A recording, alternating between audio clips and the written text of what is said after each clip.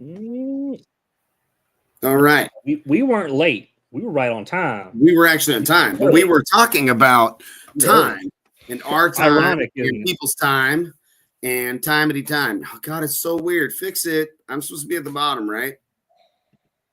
I I'm a don't know. bottom. I'm a power bottom. There we Let's are. Thank go. you. Okay. So, um, Drew and I were late because we were talking about time and how important it is to uh, uh, be respectful of your own time and everybody else's time, right? And so, like, I was talking to Colt the other day, and we were talking about how much help with things we get from our buddy Ed King, King's Custom Cabinetry, his brother Jerry, and even many of the employees that are there are assigned to help us with things. They'll take their flatbed and go pick up our plywood and bring it all to us, and for very little compensation because they're happy to help because we help ourselves as much as we can. Oh yeah. We work our fucking asses off all fucking day long. I mean, some days I work some incredibly long hours. Some days I work a pretty normal 8 or 10 amount of hours, but I'm busting my ass all day long, and I get a lot of help from Steve Mead. I call up Steve and I'm like, hey, I just emailed you a DXF file for these battery case parts to mount these batteries underneath the bottom of these trucks. And he's like, when do you need it? And I'm like, yesterday or whenever is convenient for you. And he's like, all right, let me go open the file. I'll call you back in a minute. And then I don't hear back from him. And 2 hours later, he's like, I'm almost done running your parts. I'm like, oh my God, really? And he's like, yeah, dude, come down. And I'm like, I'll be right there. And I'm hustling across town and show up. The parts are still fucking hot after coming off of the fucking laser. And he's like, these are almost done. And they're like, we pull the parts off and they're perfect and they're done. He's like, you said you need them right away. I did it. And I'm like, I do. And I'm going to take these to the shop. They're not even going to be done cooling off from your laser. And they're going to be hot from the fucking welder as soon as I put these things in Colt's lap and we're going to be moving. High speed. Yeah. So, and same thing with Eddie. Eddie's shop is down in Rancho Cordova, and it happens to be right near the. It's kind of world famous, I think, to some degree. Maybe some of you guys might know this, but we have a wrecking yard mall. There's a whole massive area that has dozens and dozens of wrecking yards.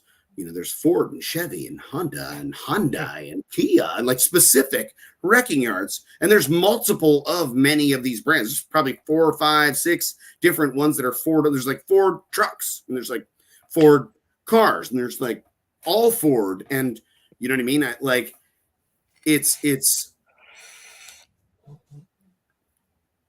It's pretty amazing. But I'm talking to Eddie. He just happens to be there. Colt and I are talking about this fucking module that's part of the Escalade that appears to not be working correctly. And based on the troubleshooting that we had done, it seemed as though that part had failed. And we wanted to get another one. And Eddie's like, do you want me to see if I can get that for you? I'm like, you're going to drive back and forth across town? He's like, well, it's right near my shop. And I'm like, well, you're already here. It actually you're not making any more sense of it. He's like, yeah, but I could go do that. And it's right there. And I know how to deal with that shit. And he ended up at 3 different GM and Cadillac wrecking yards. And none of them had the right part. He witnessed a fist fight between employees when he was doing it. It's fun little, he was like, these guys were fighting each other, physically fighting when I came in. They were that excited to help them. And they're like, well, I want to help them. I guess we got to fight to figure out who helps them. Yeah. But they must get commission on parts. And my friend Josh Thiede, who's Harley Designs, he's one of the owners of Vanquish RC. He's an RC car guy. And I have been designing a fucking badass Neo motor. I've been studying badass subwoofers. I've studied the shit out of some DD Neos and some Sundown Neos and a couple prototype Neos that were sent to me from manufacturer. I looked at a bunch of stuff that FI has done, and I fucking know a lot about what's going on in a fucking Neo motor now. I'm starting to have, and I have like 3 different really bitchin' motor designs that I want to move forward on. As a matter of fact, so well that I ordered some Neo bars that I'm going to use in a motor assembly, and I'm going to design the rest of the parts. And I'm going to build the whole motor right here in fucking Sacramento, California. And I'm going to build some subs, and I'm going to see what they do. Handcrafted fucking custom shit. And we're going to see what results we can get with these before I go having hundreds of them manufactured overseas, right? And but a big key component in this is that my buddy Josh, after working super late, the day before yesterday evening, got up early in the morning, went to his business, ran his business all day, and then picked up coffees, and then showed up at my place at 4:45 in the afternoon, and we worked until 9 o'clock last night.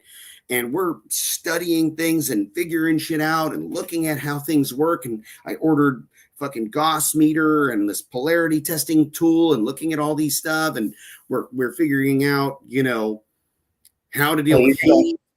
How are you going to charge the motor? You got someone near you that's got a. Well, the Neos don't need to be charged. They don't?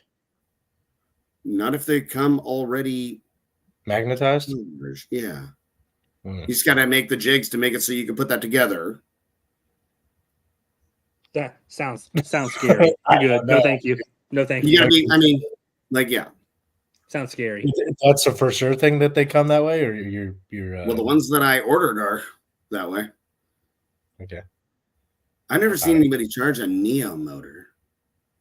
I don't know. I've only seen a few motors charged. So, I mean, it's not like they've always been. Well, I actually do. I do have somebody that has a charging thing that is like the not standard audio guys are like less than a mile from me, and they have that. But I don't think we're charging Neos like that. I don't think it works the same way. I have no idea.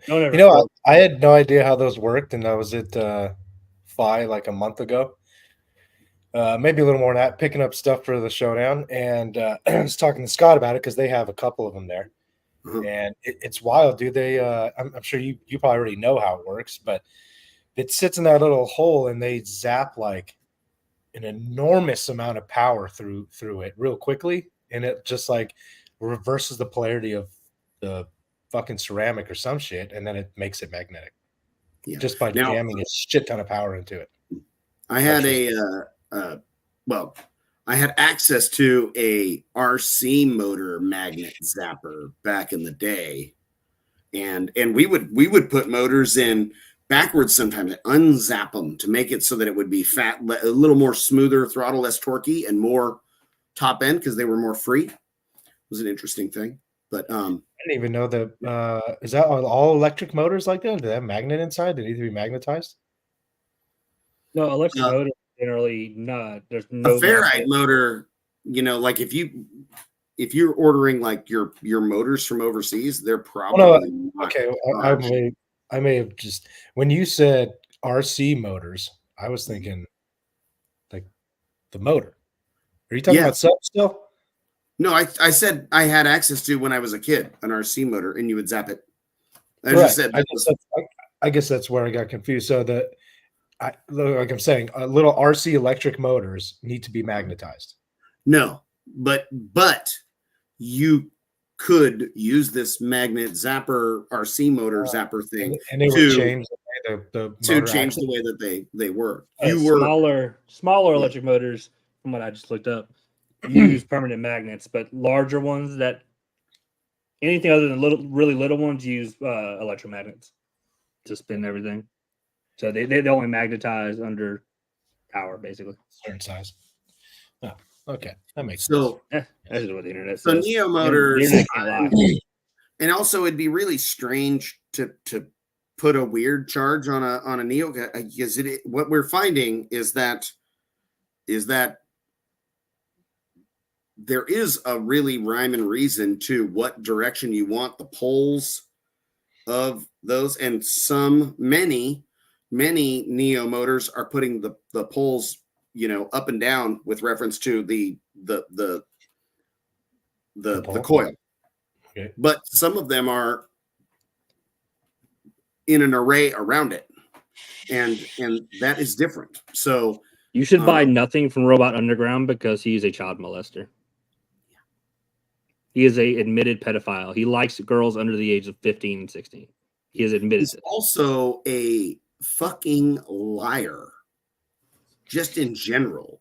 Also, no one can make a W7 better than JL made the W7 in thread. Conversation's over. Yeah, weird. Yeah, fuck that guy.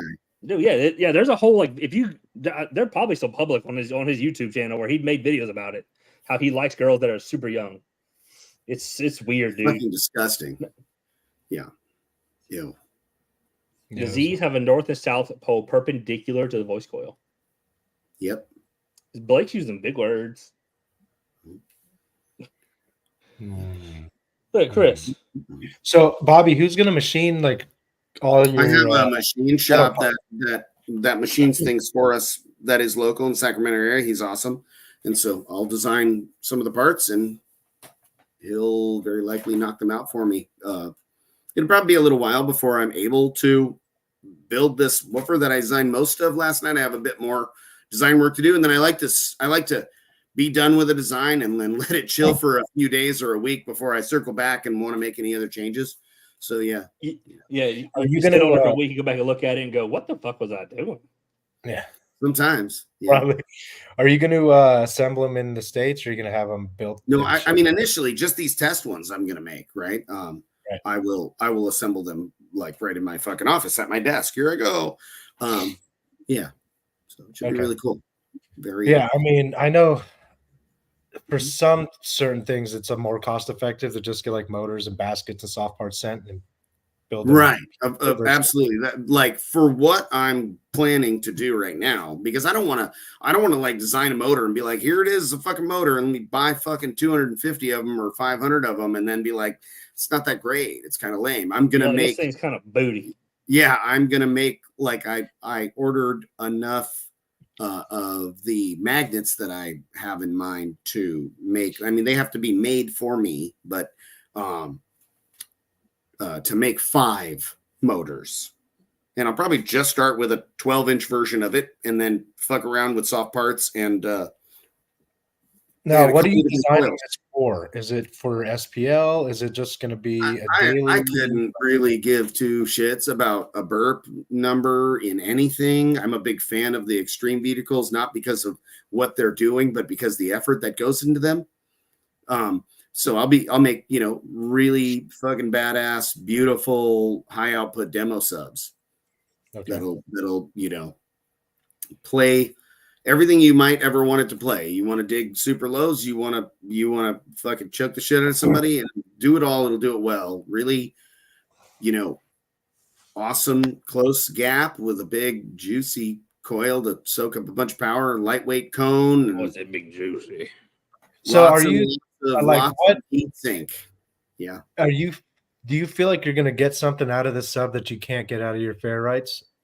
Oh, yeah. Like obviously you get more motor force and all that, but are you doing more motor force? I think the real magic that happens with some of the most high performance Neos is you don't like what we're finding in research and studying with woofers is that you don't ruin the Neos by getting them really hot. You can get them very, very, very hot, and then they just go back to their same motor force. But when they get really hot, they don't make very much, magnetic power at all.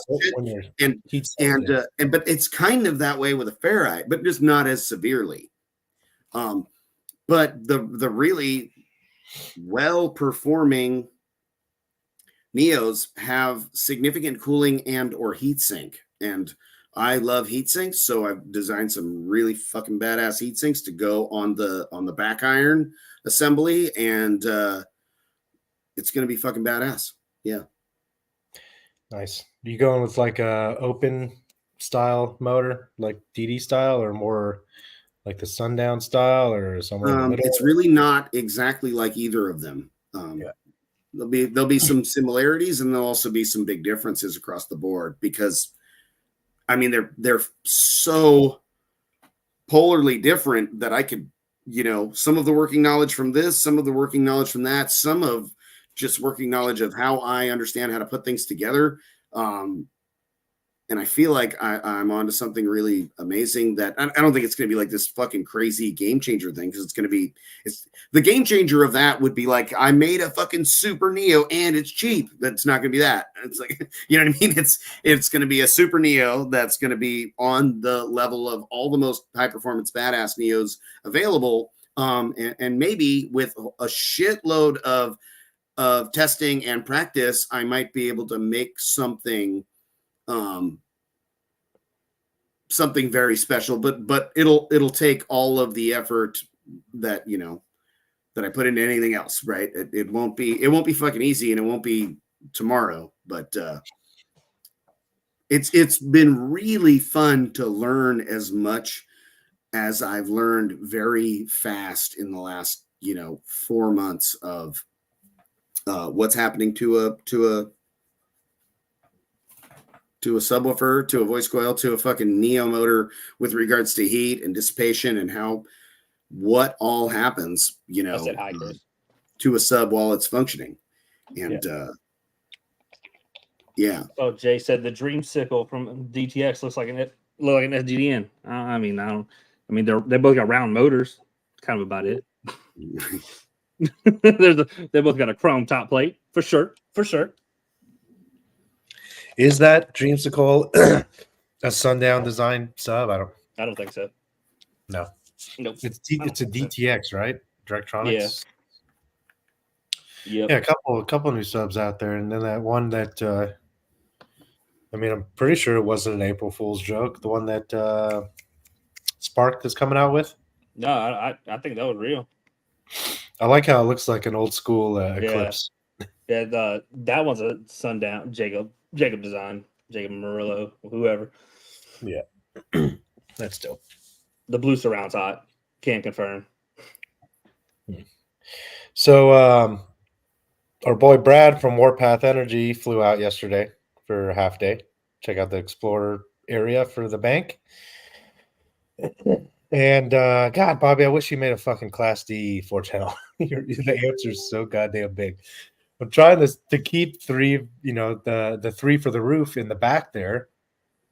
And the kicker amps are going to float over top of them, and then the battery bank's going to go underneath it all. But I'm starting to run out of space. I thought I had them where I wanted them. Well, I do have them where I want them, but they can't go there. Right. Now I'm all, man, you're gonna have a lot of fucking amps back there.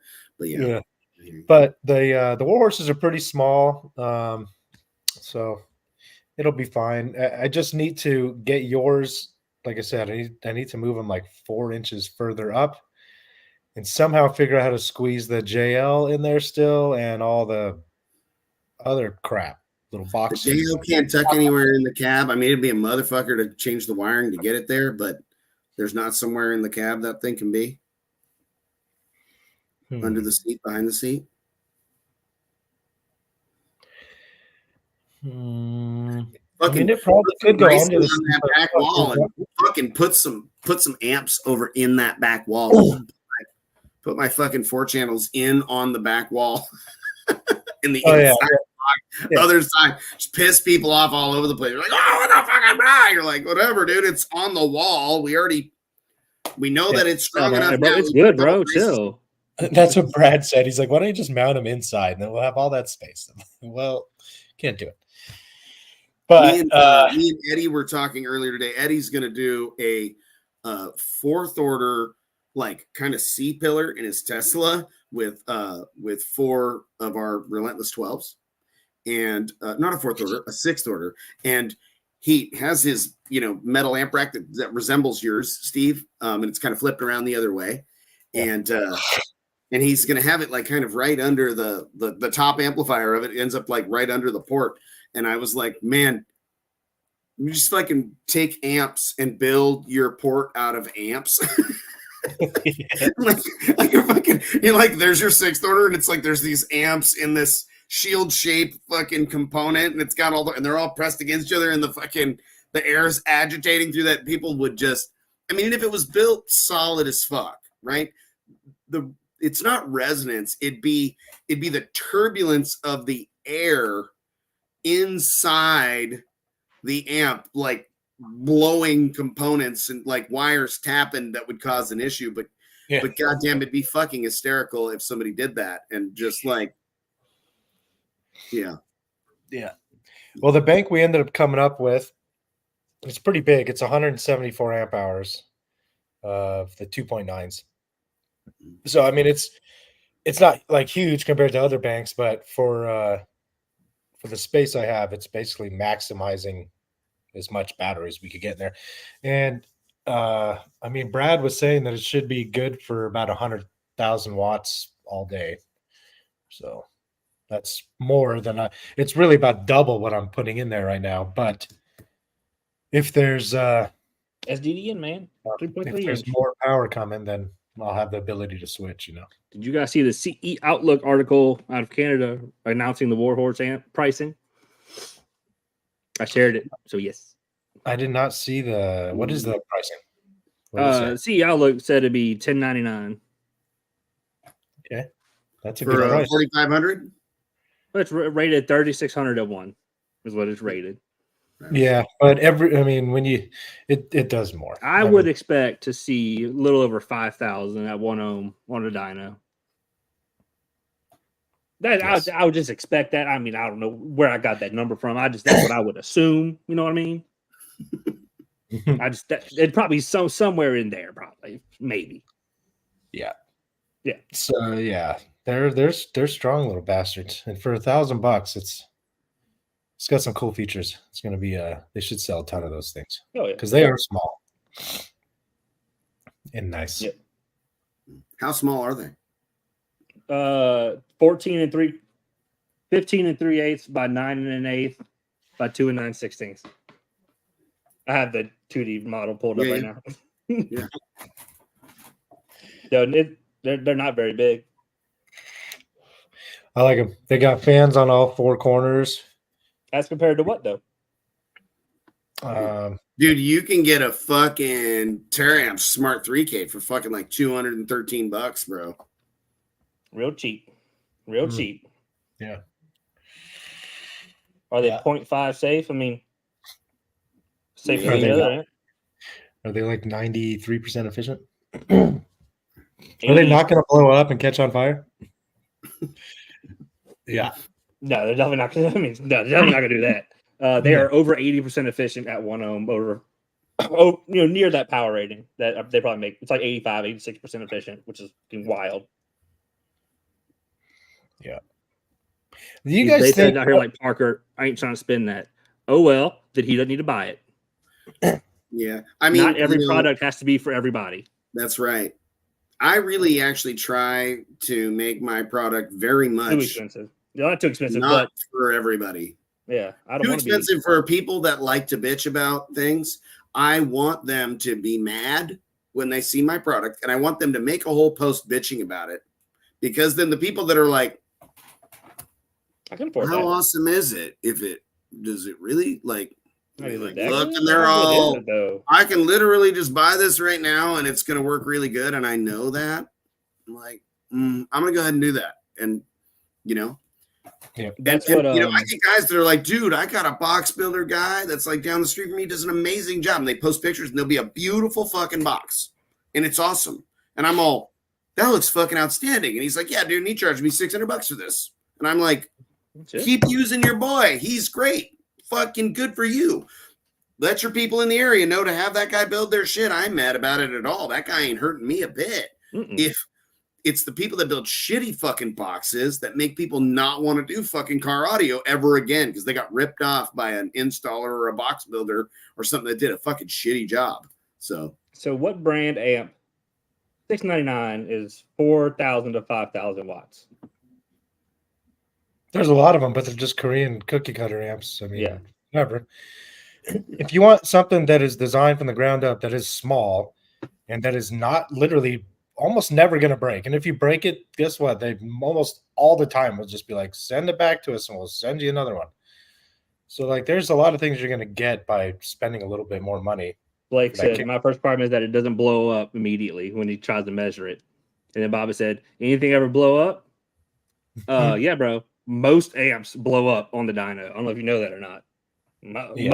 Most of these cheap amps are cheap for a reason, and they will blow up on a dyno like quickly. Mm-hmm. Hey, one thing I was thinking about today, Drew, you came to mind because of your different testing you do with the speakers for, you know, you can tell the difference in sound. Do you guys think there's any, I mean, I'm sure there's a little, but an audible difference from amp to amp? No.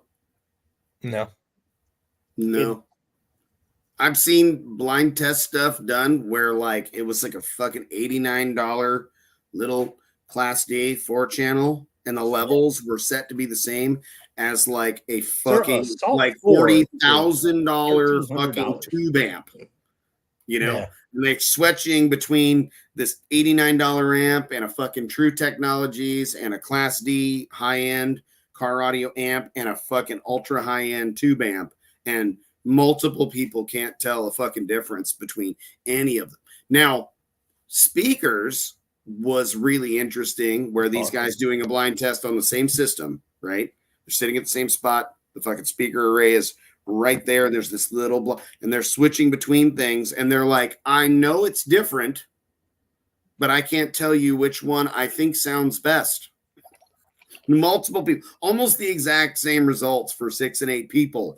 And it was the same people, and they're doing the amps, they're doing the speakers, and it was very interesting to see that. Now, my point behind that, my only thing was like, what is the source unit that they're using? And they were using like a nice Alpine head unit with a CD, and I was like, okay, well, that's good news to hear that. I was like, what if it's Bluetooth and that's the limitation? Which, you know, you can sound fantastic just off of Bluetooth, but if you have an audio system that's really, really, really fucking incredible, if you have like a Bluetooth and you switch to like a hardwire plug CarPlay, or you're playing FLAC files or a CD, you would probably go, yeah, that sounds fucking better. You know what I mean? So, you would hear that. So this is what I'll say. Most systems you won't hear a difference because the system isn't good enough. Yeah. That's all that is. Because if you took out, say, the VXIs out of Jeffrey Hall's car, and you put in some other cheap version of a DSP amp, you're going to hear the difference because the car is so dialed. Right. I mean, you know, it's a little bit like cheating when it's already got. I was saying more like when you just do your test from speaker to speaker, like if there was any. So the biggest thing is same thing, but just difference is one of the biggest things. Whenever I'm going back and forth between amps, or like different amps different times, you can hear the filtering quality difference. Like there's an amp in the Explorer right now that has just awful filtering for like low pass and all that stuff. It's just trash, and you can hear it. It sounds horrible. That's why I made a post about it. It was so bad. I was like, God, this is awful. It's the race to zero. Like Barrick here says, comparing a ground up built US designed amplifier to the SFB 8K is just an off the shelf board that Sundown grabbed to try to bring something to market at that price point. And they blew up like constantly. Yeah. That's why the Science came out, and they're better because they spent more time on them. But the race to zero is going to lead to poor performing equipment. As long as you don't participate in it, it shouldn't be that much of a problem for you. I think once the kicker amp gets out there and they're getting people's hands, and people are going to open them up, they're going to see the components inside and how much stuff is jammed in there, and how much these little amps weigh. Like, you know what? Actually, I think the guts were posted by somebody one time. Let me go look. Like, they're posted online, so they might already be public. If they are, I'll share a photo. They showed the guts a couple times, I think, on their lives too. Yeah, well, like I know that they've been posted, So I will pull this photo up of the guts, and we can discuss why they are just wild. So Brett asked about the Surge amps. The Surge amps are fine. They're not a bad product. They're very affordable. Similar amps that are also affordable like that would be like the JP amps and like Ruthless Audio. So I think Ruthless ones are the better of the. I think Ruthless, from what I've heard, they use higher more expensive components. Typically, yes. Yeah. Yep. Ben's trying really hard. Yep. But yeah, all the Ruthless are Korean, and he is typically using most of the higher end components. And he makes a great product. And he what are you saying, Jerry? You don't make any sense. But the Ruthless stuff is fantastic. Ben is a great dude, and he's working really hard to help the community. And he's doing a really good job with it. Especially in our whole California area, he's sponsored every show possible, and he's doing giveaways. He's sponsoring some of the competitors and some of the demo guys, and putting a team together. And Ben's my boy, man. I see him almost every day. He comes by the shop and hangs out for a little while all the time. So it has been. He's got a huge bank being built too. What's that? I said he has a huge battery bank being built. Yes. Yep. Where do you? There was a comment up here. I lost it. About the price of the kickers. Anyways, the 1,099. That's basically the same price as their KX 2400 was, and they sold a shit ton of those, and this makes more than double the power. Yeah. So I don't think I'll have any issues selling these things. This is the gut. I'm not having any issues selling my 3900 at 1,050, and it's a similar amount of power amplifier, but mine has a bit larger footprint. Not massively larger, but a little larger. So first thing I want to call to everyone's attention. Look at that fucking board bracing. That is support for the board. It's screwed to the case. More here. Like, this thing's a unit. An absolute unit. Yeah. And a lot of stuff jam-packed in there. I'm gonna fucking do one of the builds, and I'm gonna use my amps as the braces. You should. You should do as the brace and the board. We did that in the structures that I put around the amps in the Slam Halen are the braces. But in the end, like when I looked at the 3D designs of them, they didn't look that bulky, and it was like it looked like the amps are the braces. But then when we pulled them all together and we welded them up and then we powder coated them, I was like, it looks like the amps are encased in the braces. You know what I mean? And I was like, I wanted it to be like, there you are. There's amplifiers being used as fucking braces in a build. Like, and nobody responded to it. And I'm like, stop it. Go back to the amp picture one more time, Drew. I don't know why it changed. What's that little whose logo is that? The little barbell thing, is that the designer, the amp designer? One of the engineers. I can't remember the name. I should, but yeah, just one of the engineers. Gotcha. Design Stillwater, USA. Not made in China. Fun enough. It's not? Nope. Made in Thailand. You know what? When all that shit went down, COVID, obviously, and we had ridiculous chain supply issues, I know they worked really hard on finding new places outside of China to do as good, if not better, quality that won't be quite as affected by global issues. I mean, obviously, Thailand's still over there, but our relationship with Thailand is a little bit better than our relationship with China. Does the Warhorse have Tiffany RCAs? Oh, it has something. Let me go look. I have a side shot somewhere. Yeah, I'm pretty sure it's Tiffany style RCAs. I mean, they're definitely secured on the outside and inside of the case I know that. Now, is that the only difference between a Tiffany RCA and whatever, a normal RCA jack? Is that they're got nuts on each side? I actually don't know. Pretty much. It has Melissa RCA's. Well, son of a bitch. I mean, I've never noticed a difference when I had an amp with or without it. You will if you ever like put one of those like RCAs that's like really fucking tight and you like push it in, you see the RCA push into the fucking amp a little bit, and then when you're pulling out, you like pull part of it off and you're all, oh no. Yeah, okay, You know, next thing you know, you're in there, you get the side of the amp off and you're fucking re-soldering it and you're like fucking ordering new RCAs because you bought shit that was too fucking tight. I tell you this right now, they ain't breaking. I tell you that right now. Yeah. But if they do, so I don't know if I don't have a picture from the outside for some reason. But I think it was. I mean, this is years ago. I'm pretty sure it was a Crossfire. It was a CFA 1000 that I bought from a guy, and I was surprised at how cheap I got it. And the guy was like, "Works fine, everything's good, it's fine." And I fucking paid money for it. It was probably only like a couple $100 or something when those amps were quite a bit more expensive.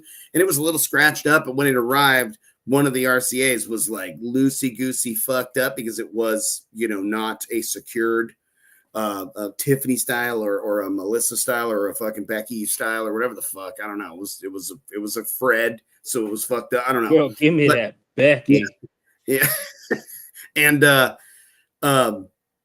really wanted to put that fucking amp in my girlfriend at the time's car in her little Integra, and we were going to drive to the Bay Area back, you know, for over a couple days, and I wanted to be pounding. I had a little 12 in there, and I was like, and I was like loose, and I like put it in there, and it was fucking up a little bit right away, and I was like, oh, I'm just gonna fix it real quick, and like 2.5 hours later, I'm in the garage. I got the board slid out of the amp a little bit and fucking soldering. And I got like another broken amp dissected and I'm pulling the RCA thing off of it because it was all melted and fucked up from somebody else trying to fix it previously. And I fucking get it all done. I put it all together and I put the fucking thing in and I put it in her car. And by the time we were ready to leave, we didn't go to the Bay because I'd fucked around for 2 hours plus fixing the amplifier. And yeah, so I ruined a weekend getaway because I had to have beat in the car. Hold on, don't pull that out. I want to talk about that. Well, I was going to this next one. Still related. Well, to Barrick, I mean, you should know this, I guess, if you were a dealer. I don't know if you were a dealer or the dealer should have known this. Every single product you buy from Walmart that's a kicker product is the previous generation of the product with yellow stitching. So you're getting a inferior product from Walmart. It's not really inferior, it's just last gens. So anything you buy from anybody else that's a kicker dealer, you're getting the newest stuff. Yeah, Walmart has like 7 SKUs that are specific for Walmart. They're not even on the kicker website. Yeah, you can't buy them anywhere else. Like I don't understand how I think that was just like a naive thing from some dealers that, I don't know, maybe didn't get the information that the stuff they're selling is not available to anyone else. Walmart, you know, like I don't know. It was weird. I think it's weird. At the same time, those same dealers would be like, oh, I can't believe it. They're selling product and fucking blah. And they still have their product that they have appropriate markup on. They can make 50 to 100% markup on this fucking product if they're buying it at appropriate rate. Right. At the same time, they're bitching about that. They'll bring in a fucking product line that they can make 15 and 18 points on and sell the shit out of that and make a fraction of the money, gobble up their shop floor with a fucking product that makes them very little fucking money. And they have shit ass support and they got a limited product line. And so they're selling components to customers that aren't a good fit for their shit because they like a certain line because their fucking sales rep said so. I see that shit over and over and over again. You're like, I talk to dealers and they, you know, what products are they selling mostly? Now, if you come to Gately Audio and I have my own amps, I have my own subs, I have my proto speakers that I'm selling to some things in it, but my component speakers are coming. But I sell probably more JL speakers than I do my own stuff, and almost as many JL amps as I do my own stuff. And I sell a little bit of Sound Cubed and some trick, because I don't have every fucking component I need. And I want to make sure that I'm providing the best product possible for my customer for that application. And if somebody comes to me and they need something that I don't have access to, I might have a phone call I can make to get it, or I can go, hey, you should get this product from these people over there, and I'm happy to install it. Or I can be like, they have everything you need over there, have them install it if they're a good shop. There's like 2 good shops in the Sacramento area that I send people to all the time. So it's so I can address this because it's not true. That's just all that is. This, when they first went to Walmart, it changed their amount of their quality. No, it didn't. No, not at all.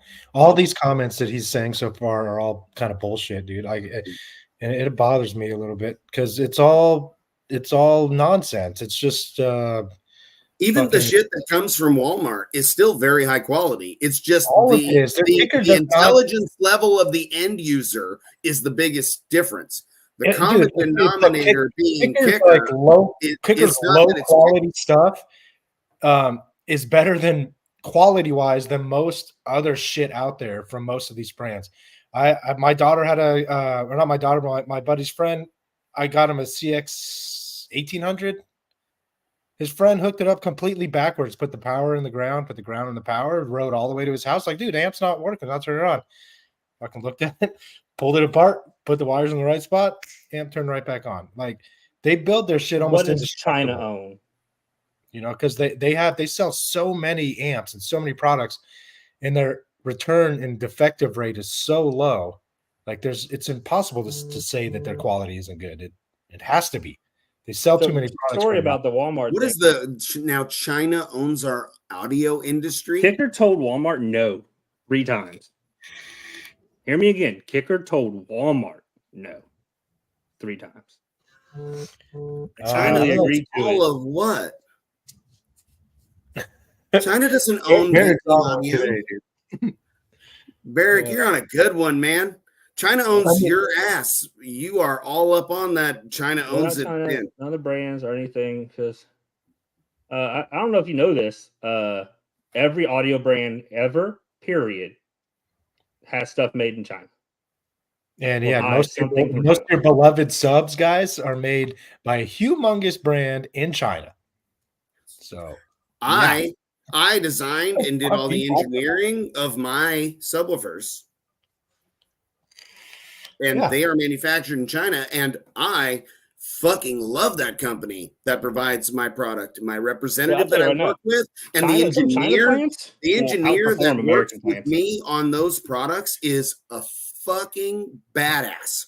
That dude is absolutely fucking brilliant.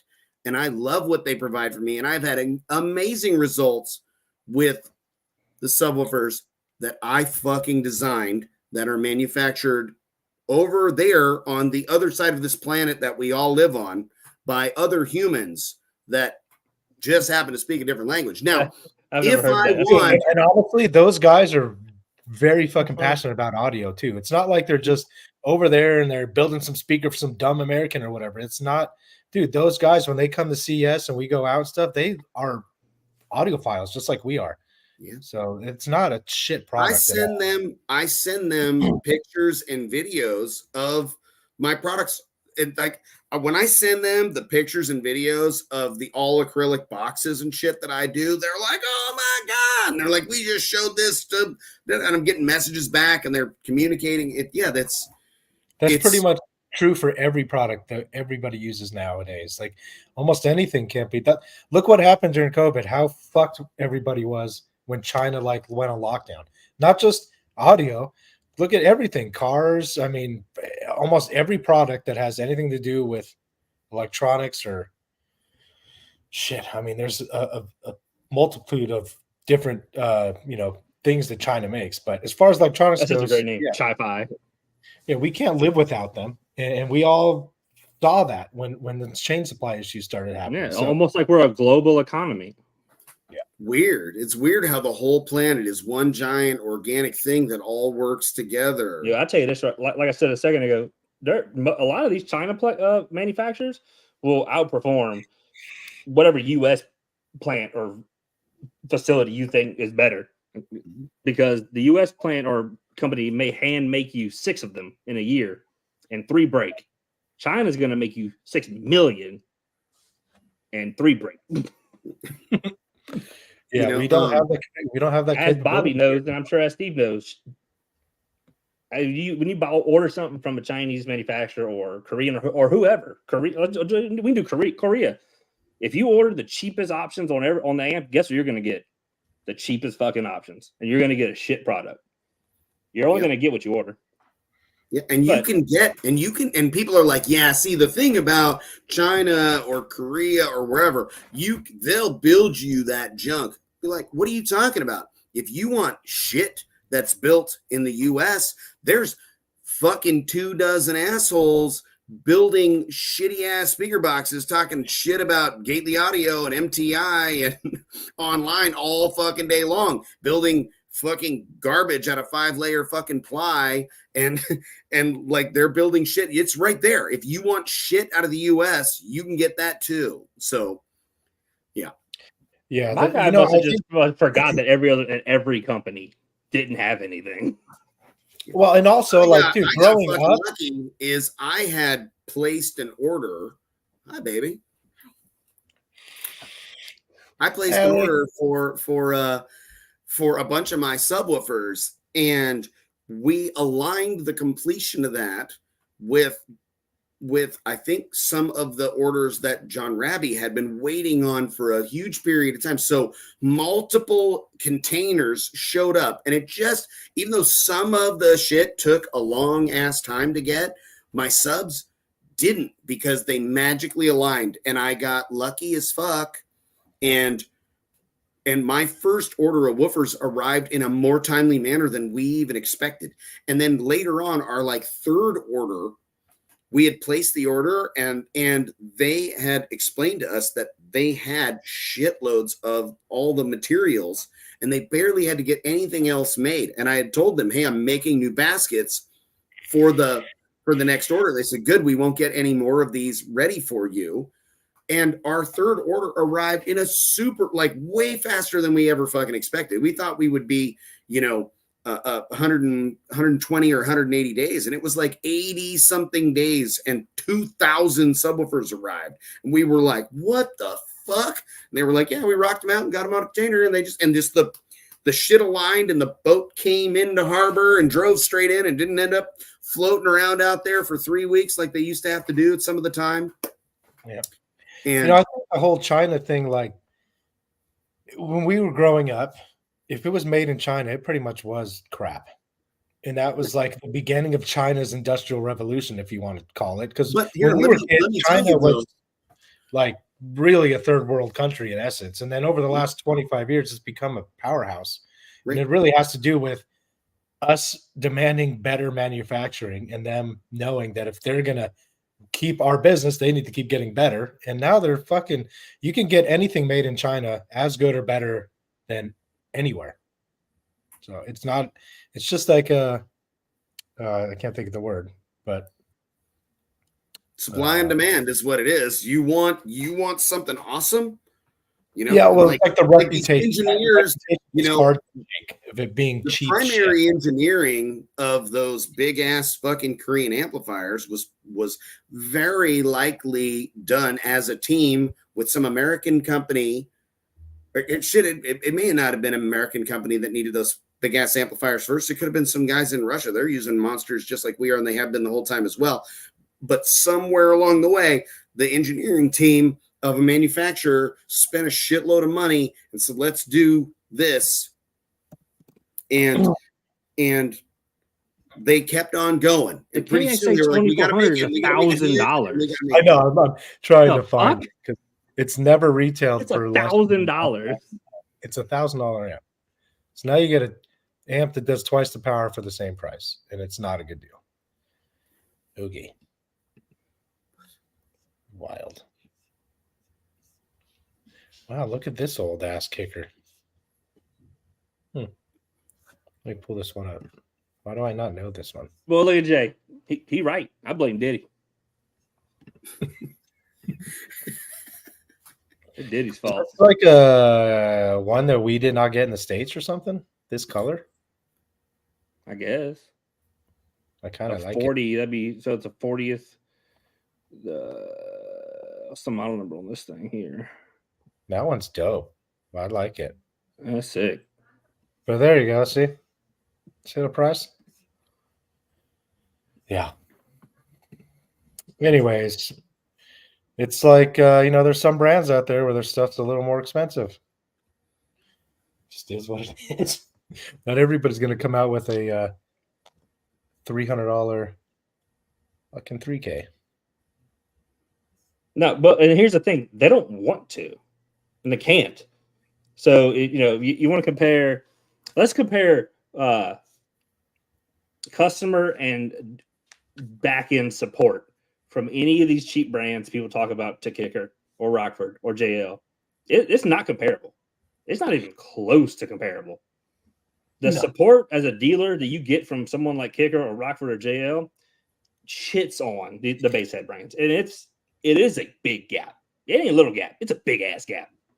I model my effort level off of the effort level that I would get from Lori at Kicker when I was a very young man getting into car audio, building boxes for people while I was going to college and shit. So, and I know, like, I don't know if any of you guys know this shit, but you can contact JL and be like, hey, I have a 10W7 and I was thinking about doing a fourth order band pass in my vehicle, and these are the dimensions I have, and they will engineer you an enclosure for that. And they will happily not sell you one. They actually, I talked to them a minute ago. They told me they prefer you didn't buy one. Actually, that's what they told me. Yeah, you're good. You would shit your pants if you knew I had a $1,000 1,000-watt amp in my white truck.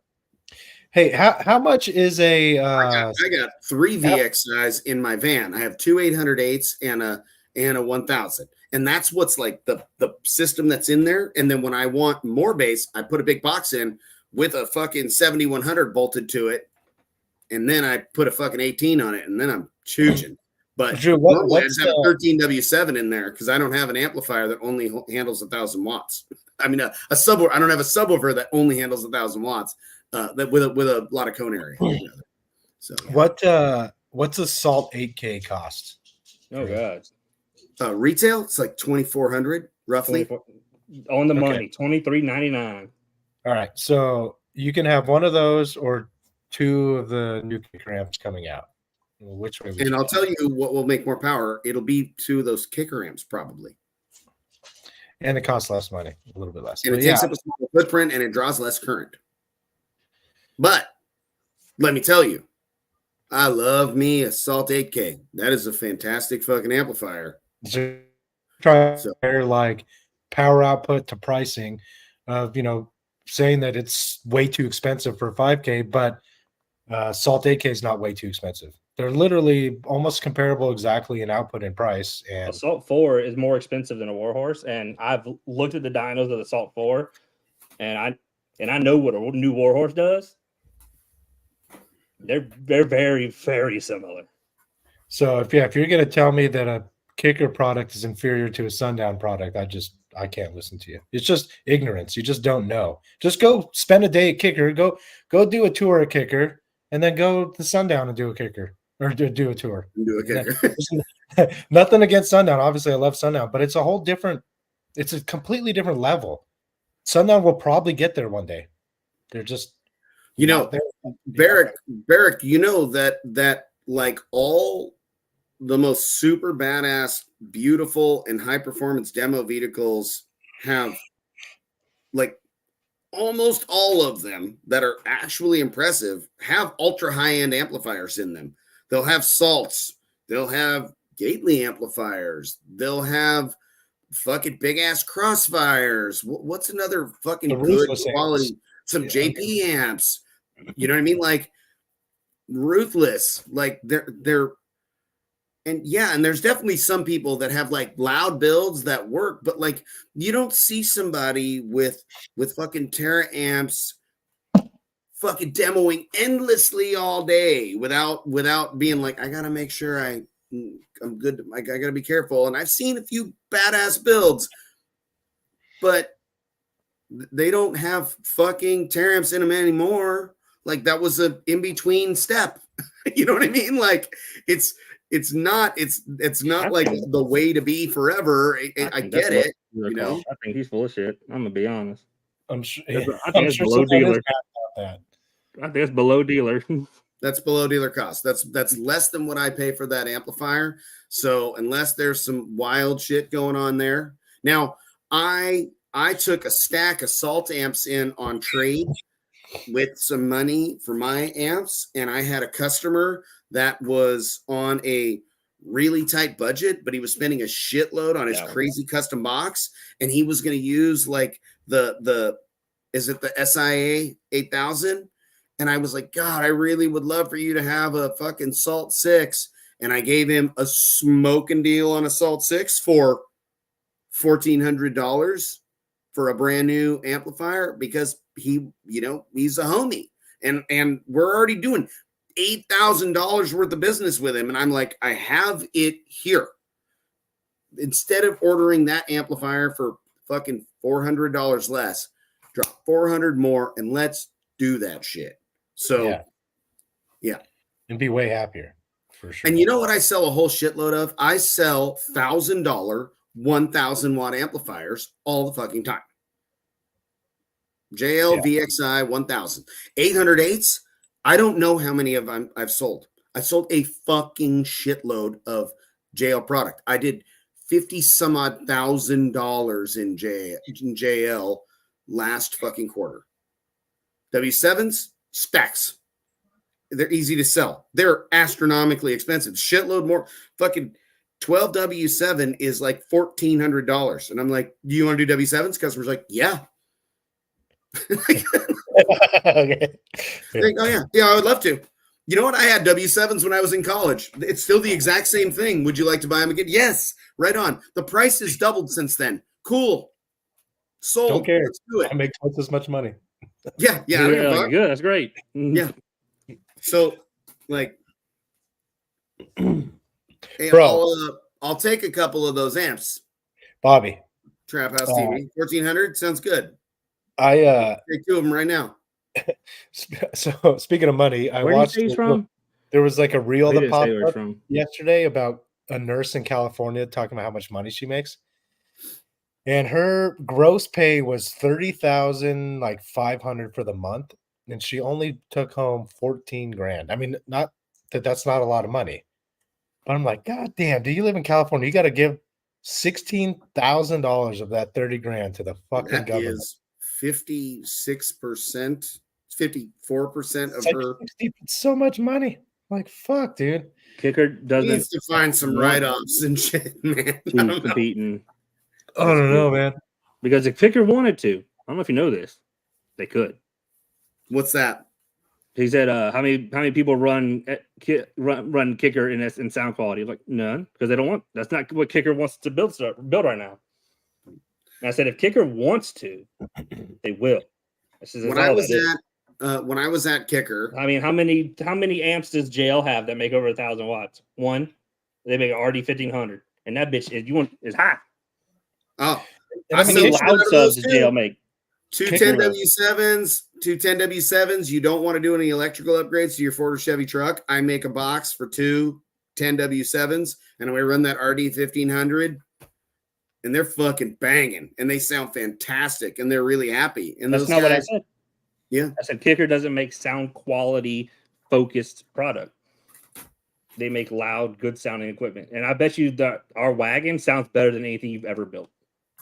I bet you that you could. I bet if you were to take some of the Kicker components, you can make a really good sound quality car.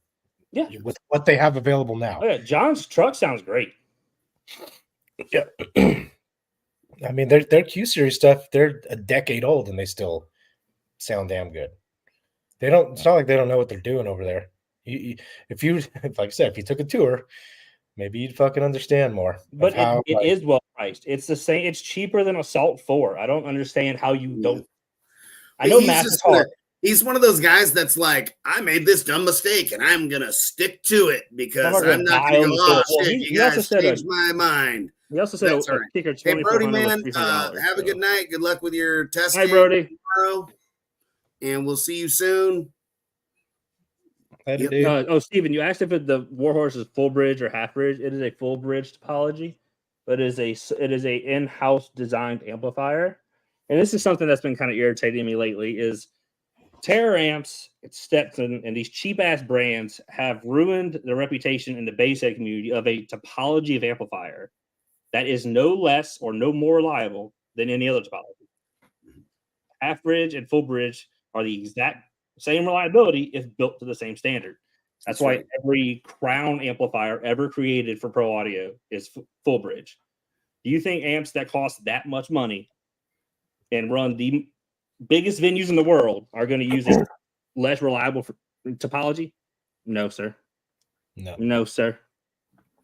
I think people after this year and middle of next will start to change their tune on the kicker shit because nobody's really heard the big builds yet. My build's going to be at Slam. It's literally all kicker. And I've been in this for a long time, and even though I run kicker, I'm not afraid to say if I do or don't like something. I don't play favorites, and my car sounds fucking amazing. Like, I mean, you won like best sounding mids and highs. Yeah, it sounds good, and that's important to me. I'm not going to build something that sounds like shit. That's one of my things. People like Barry and other people say it too. So it's not just him that kicker quality went down, when they went to Walmart or whatever, or kicker didn't make quality products and that. If they didn't make good stuff, it would cost them money because their warranty shits on every other company in the industry. Basically, they'll effectively just replace most of your shit for free. But if you're a customer and you break it, I mean, in the warranty department, when you get a tour, you see all kind of blown stuff that is clearly customer abuse. Like, oh yeah, we just replaced it, because that's just what they do. So if they made something that just did not at least meet what the specs were on paper. Real quick, so everybody knows, that's one thing I don't do that kicker does. If you fucked up your shit, that shit's on you. So if you're buying Gately products and you did some really lame shit that fucked up my amp or sub or something, go fuck yourself. I mean, but that's most base brands or small brands. Just because to be real, y'all can't afford to just replace stuff like that, because people would be abusing that, especially in what we do, right? Yeah. But like Bobby, if you made a product that sold the volume kicker did, and you only had like a 1% return rate, and you can afford to do that, you would. Maybe someday, right? I aspire to, right? That's like one thing I will always say is that my opinion on something or a way I do something won't always be set in stone. I might learn something new and change my mind, right? So maybe somewhere along the way, right? Hopefully when I'm even more silver bearded and you two fellers are silvering up to catch up to me, we're having this conversation talking about this show. And maybe in the background is a stack of shit that I replaced for people for free because I'm making so much money and we're making such a massive amount of product that 1% is a giant stack of 10,000 items. Right. And that's okay because if it's less than 1%, sold a million of them. Exactly. Because I sold a fucking million, and maybe 1%, it's really hard to know what all of those are a manufacturing defect or not. And so somebody's like, my sub's fucked up, and we're like, damn, we don't want this guy's subs to be fucked up. And I would say that after the second or third time, you might be like, dear customer that has blown up his subs 3 times, can you please stop it? Clearly, it's not our fault. Can you please stop? But I'm not at that level. And when somebody's like, I'm having this issue with my sub or my amp or anything else, I often am the person that looks at the amp. We had a customer communicate with us that his 5-channel, what's up, dude? It worked for like 4 days and then it quit and he didn't know why. And I was like, that's really strange. He's like, yeah, I was rocking out. I got home and he was like, the hottest I've seen it is like a 120. And I'm like, you're good to like 160. So like, you're fine. And he's like, I'm not sure. We had him send us the amp. We took the amp, we put it on the board, we tried to turn it on, went to protect, cracked it open, studied a little bit, sent it to our repair guy, Todd. And Todd's like, based on how this failure went, it's very likely that it got wired up in reverse. They tried to turn it on, it didn't work. They realized it, they switched it around. And he's like, or it may be a manufacturing defect. And I was like, cool. Can you repair it easily? He's like, yep. He repaired it. I'm like, should I send him a new one and keep this one? Or should we just send this one back to him? He's like, it's most likely that it was wired incorrectly. He's like, how many of you sold of these so far? I don't know, like at least 100, because we had like 200 and there's like 60 left. So there's maybe 20 or 40 on dealer shelves. So, you know, so I paid for the repair and we sent him the same one back. Customer super duper happy. He's like, I'm not sure. And I'm like, cool. And he had the install done at a local shop to him. And he had purchased it from him. So the likelihood, yeah, Todd at Ellensburg Amp Repair. And we've only had him repair 4 amplifiers, one being the one I intentionally destroyed on Steve Mead's dyno, and 2 that were for sure hooked up incorrectly, like one wired to a dead short and then turned on. One that the customer on their 3900, he only had one set of the power ground in there and a shitty body ground and a single battery under the hood. So he damaged that one. And then this one here that could have been maybe a defect. So we just treated it as it was a defect and fixed it for him. So Jerry, like it's a weird thing because like I used to not really give a shit about these companies and what they make and this and that. I didn't. The more you work with these companies and the more you make things, you start to realize, like, especially Kicker, like they really care about what they're doing. And if you go there, you really feel that they actually give a shit compared to so many other companies that just don't care. Like they actually care, and it makes you care. It's a super weird thing that happens. Like this is even before I was involved with them. But like I went on a tour and I was just like, damn, this is back in 2019. I was like, damn, they actually they give a shit. That's fucking crazy. Like you always kind of know, right? They care, but nah, man, they really care. Like, they really do. There's a lot of companies that really, really don't care at all. And they get love because they're cheap. This comment, like, Steven, are you saying that them being at Walmart makes their brand less desirable? When literally, like, every product in existence that anybody buys is at Walmart. So, like, is your iPhone less desirable, or that Samsung 70-inch TV, or like everything else Walmart fucking sells? You're willing to pay thousands of dollars for it. Okay. Steven Dunn, you're my homie. You kick it at the shop sometimes. If you were at my shop and you saw me answer my phone and I got off the phone and I was like, bro, Walmart's going to carry Gately Audio, you would also be cartwheeling around the parking lot with me. But like small brands, we're going to make some money. It's going to be cool. Level. Now, I wouldn't compromise my integrity to be there. And I think that that's what people think happened with Kicker. But no, they made an innocent. The reliability of the products that they're selling at Walmart is still very high. It's the stupidity level of the operators on the end. Find me one of those installs that's done properly and treated properly that is just product failure. It's not. It's horrific abuse and terrible installation that goes with things being cheap and meth heads buying subs and amplifiers at 11:45 at night at Walmart. So exactly, because I tell you right now, Walmart wouldn't deal with it if people return that shit a lot. Got something to tell you right now. If there's a high return rate, Walmart's pulling it. Yeah, and again, it's not a product made specifically for Walmart that's a cheaper product. It's literally a product they spent years on developing that is just the last version. It's not There's a also cheaper this. made product. It's just not. It's A literally lot of no different. so this made me think that a lot of our friends, a lot of people who support us, they want to support us because we're we're their people. We're Americans and we're all this and all that. But 240 people, Americans, working Kicker. That is an American company owned by an American man who started a business by himself.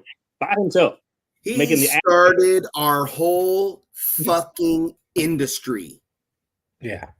He didn't just start his fucking business. He started our entire fucking industry. I would not be doing what I'm doing without Kicker.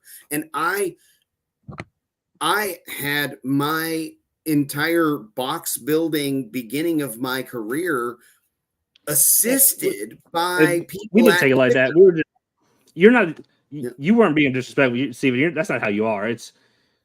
We hear this shit a lot, and not just about Kicker, but like any brand that gets big, people find a way to discredit the owners or the people who work there, and it's fucking wild. I read all the time about I'm a terrible person online. I'm all, does this person know me? I see it about Steve Mead. That guy's just a terrible person. And I'm like, that's fucking weird because I've never met anybody that's ever met Steve in person that was like, I don't like that guy. He's an asshole. Never. Not once. You don't know why they told Walmart. I'm sure people say that about me because I will roast your ass right in front of me way worse than I will on the fucking internet because I'm not a fucking coward. So if you say some really dumb shit standing right in front of me, I'll be like, that's some really dumb shit, dude. And so that's just how it goes. So they said yes to Walmart the fourth time, because it was 2009. They had lost $30 million in OEM contracts with vehicle manufacturers, and it was either close the company or expand. They expanded. And now they could buy your favorite brand with their toilet paper budget. And they still employ more people than y'all's favorite brand. Yeah, I think the story from Kip was like the Walmart deal. Steve, like you said, never wanted to do it, but it really came down to 240 mouths to feed. And is your ego of not wanting to be in Walmart worth having to tell these 240 people that we're not going to be around? What they told Kicker Walmart was, you get the bottom 7 SKUs of last generation equipment. That's it. And Walmart was like, sounds good. Thanks. They're like, we're going to buy 70 million worth of all that shit, right? And they were like, crazy is like that's not even like their big income anymore. Like, sell a lot to them, but they sell $1 million a day. It's awful.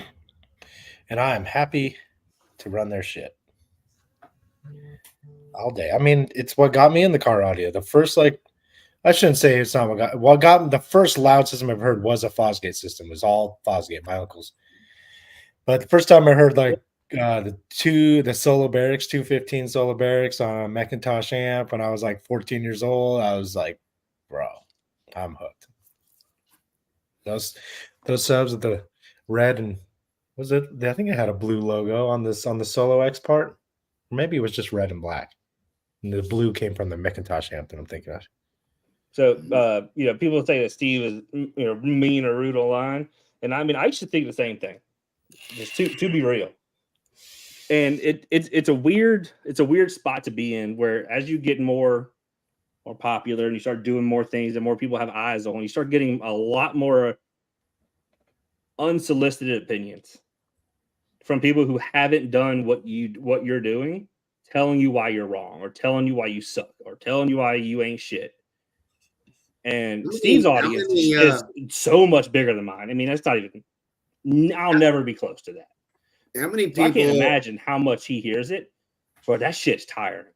That shit sucks to hear. Well, and also like Steve doesn't have time for bullshit, and he'll let you know. So if you and that rubs people the wrong way sometimes. They don't like. It rubbed me the wrong way. But years ago, I thought. And he said one. I can't remember what. I don't know why I just thought of this, but Bobby might have told me that Steve has this saying is like. Someone's like, I got beef with Steve Mead. Steve's like, no, you have beef. I don't know who you are. Yeah. Yeah. Oh, we like, hey man, I just wanted to hit you up. You know, we had beef a long time ago. Steve be like, hold on. You had beef. I have no idea who the fuck you are.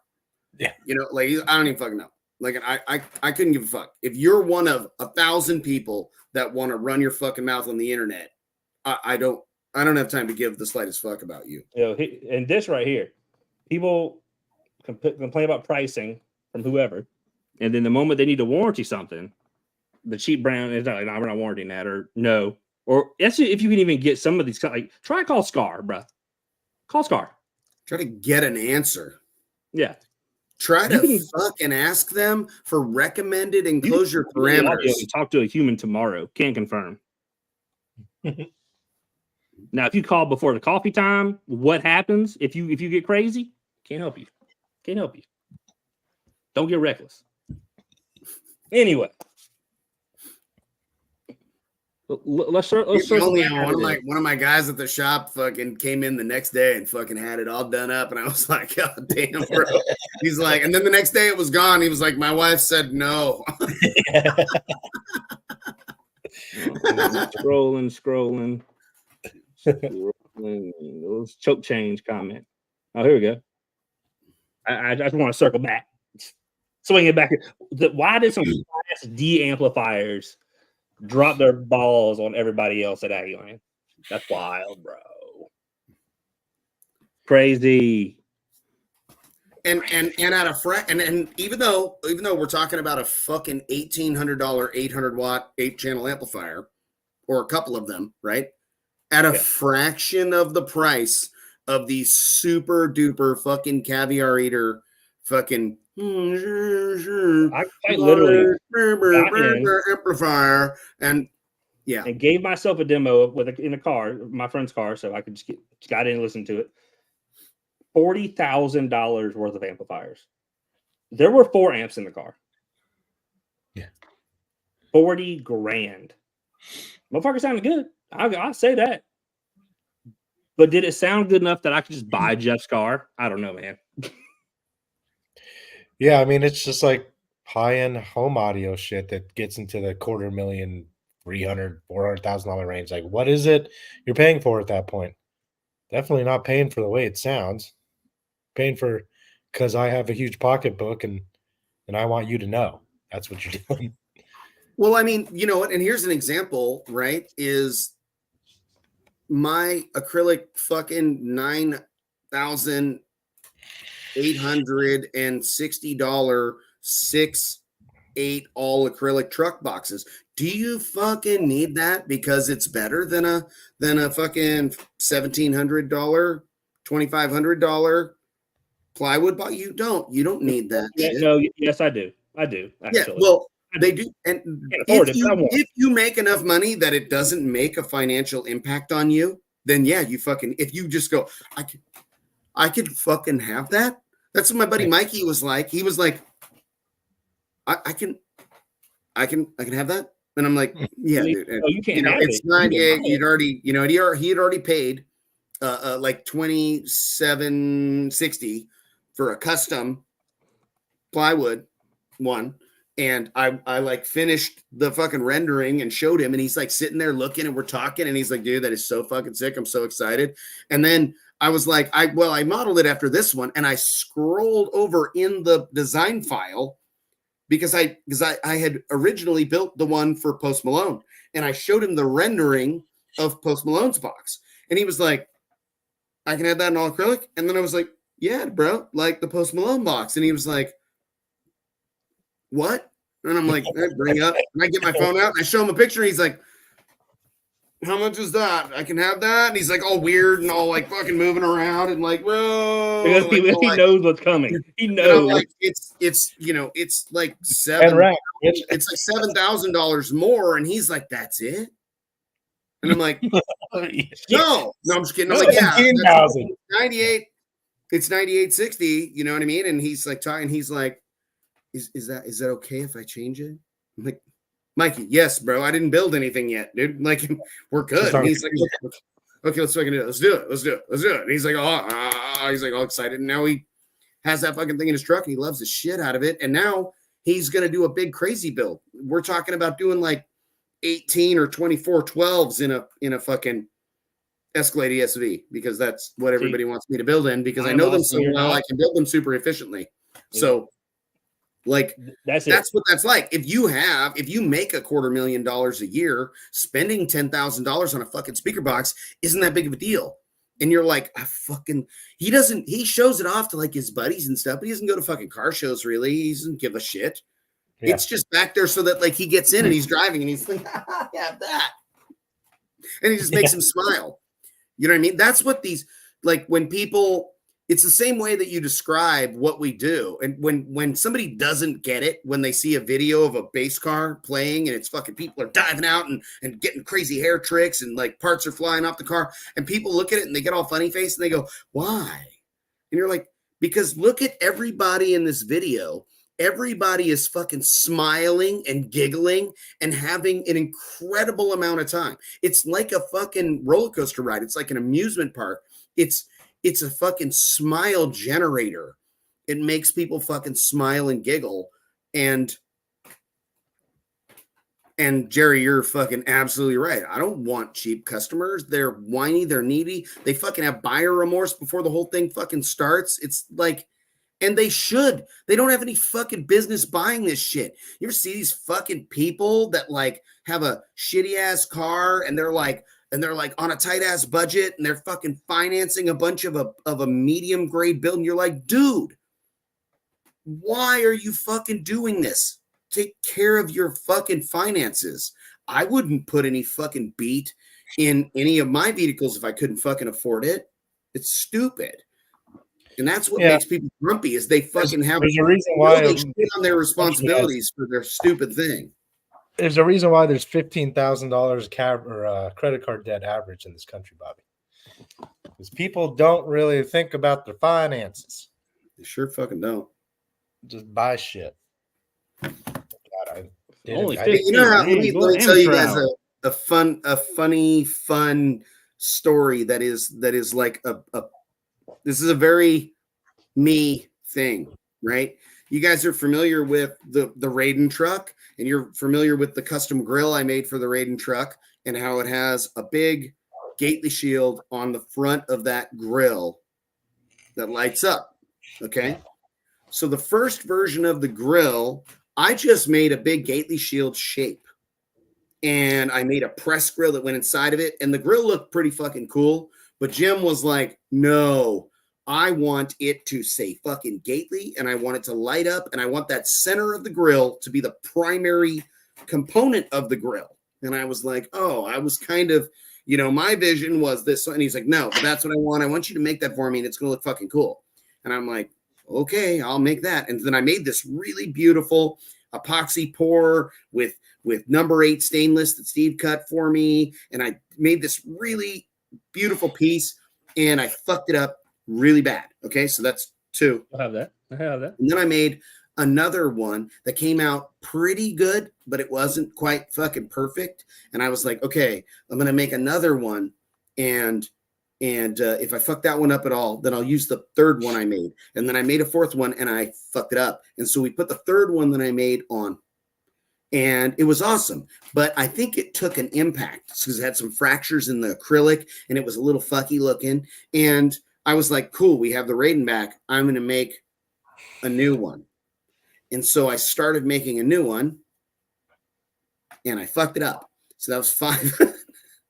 And then we decided, you know what? Let's make it differently. Let's not put the stainless steel inside of it. Let's do it 3-dimensional. So it has the Gately raised and you can feel it and make it light up. And we'll do something different. I won't use the stainless. I'll just use polished resin with metal flake.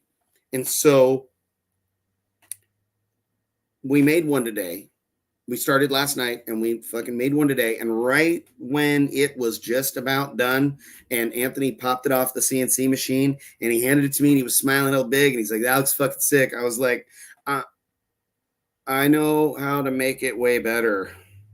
He's like, stop it. He's like, how much better? And I was like, well, if I make it like this and I do a resin pour with the root beer and then we flip it and then I do a resin pour with the black and then the lights go here and here and this and then we use we use thicker material there, and then we're going to machine it with this other bit, and it's going to be a deeper engraving, and it's going to hide the fastening screws and the lights better because we're going to build it this way, and it's going to look significantly better than this beautiful thing that we've made. And Anthony was like, you're right. And so I think that makes 7. It'll be the 7th one. And so before I left today to hustle home to do the show, I went and cut a piece of 1.25" acrylic, sanded it so that the resin would adhere, and did the primary resin pour. And hopefully by the end of tomorrow, easily by the end of tomorrow, I'll do the other resin pour, and then and we'll probably let those cure until Monday to machine that the rest of the way, and then have Colt put clear coat on it, and then you should have this big glowing, and it'll be black Gately with 1.25" of acrylic, and then backed by the root beer brown, root beer metallic, and it'll light up and glow, and it'll be the coolest looking version of that fucking thing that I've ever done, without any lack of effort. But it is a very Bobby Gately process of a thing, is to be on the 7th round of a single thing that is part of something. And that sounds like the very Bobby Gately way to go about it. Very relentless approach to making that fucking thing. There's like 3 of them that look really cool, though. That one we just made, I'm all, let's fucking fasten that to the wall somewhere, because that one looks really fucking good. So, yeah. Oh. Yeah. Yep. Well, boys, we gotta. I might have to get with Jim. We gotta figure out some amp rack for this wagon soon. I can help you with the engineering if you like. I'm really good at making fucking amp racks now, buddy. I got Nick going. I asked him to go measure how wide the current amp rack is in the wagon. Mm-hmm. I mean, it's the same number of amps, but yeah. Sheesh. And I even said, I was like, let's do like 6. Like, oh no, not 6. Oh, okay. What's up, Santos? We already talked about the fucking beard thing and shit, buddy. I was having a whole conversation with you, my brother. What do you, Drew? What do you have for your mids and high amps in the wagon? So it was a JP 10-4. Okay. No, not 10-4. 10 channel prototype 10 channel. Oh yeah. It is no longer going to be that. It's going to be brand matching now. So. I'll message you after. Yeah. It's going to be brand matching. We're going to need more channels, I think. I don't know how we're going to go about it yet. My big worry is just getting the bass amps in. Like, that's my concern. Getting them physically in and then wiring them. As I'm not sure how. I don't know how we're going to do that. Yeah. Like power wire wise, because they're going from, 24 4-gauge wires. That's what's in there now, to 48 0-gauge wires. That's the same face. Look at the same face I made. We got 9 7100s going in Jim's Escalade. The amp rack's going to have some similarity to how the Soulgasm amp rack looks, but there is 14 amplifiers in this, 4 channels, and 9 7100s. So we got lots and lots of one-on. So like the Soulgasm amp rack, if there was a problem with an amp, we would have to pull one side. 5 of the amplifiers would have to come out, and then we could slide one out and replace it. With Jim's Escalade, I have a little more space back there. And what I've designed is the amp rack system. I will be able to extract any one single amplifier with 4 fasteners to be able to extract any one amplifier from the amp rack. So it's just 2 Drew had all now. So Drew does not have anything. Drew and Nick, as a unit, have a kicker build. I'm not a kicker dealer. because it just didn't make sense for my business. I sell some Solo X's here and there, but I acquire them from a local dealer that I'm pretty much paying full price for, and if just supplying them to my customers that need them.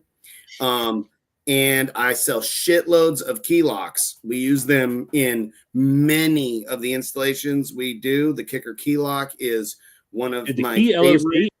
Speaking of, I put in a Kiss Lock 2 today. The one that just speaker wires in. It gives you a 12-volt out. In the Brandy's Explorer. But that thing worked. It's amazing. The key lock is turn the amp on.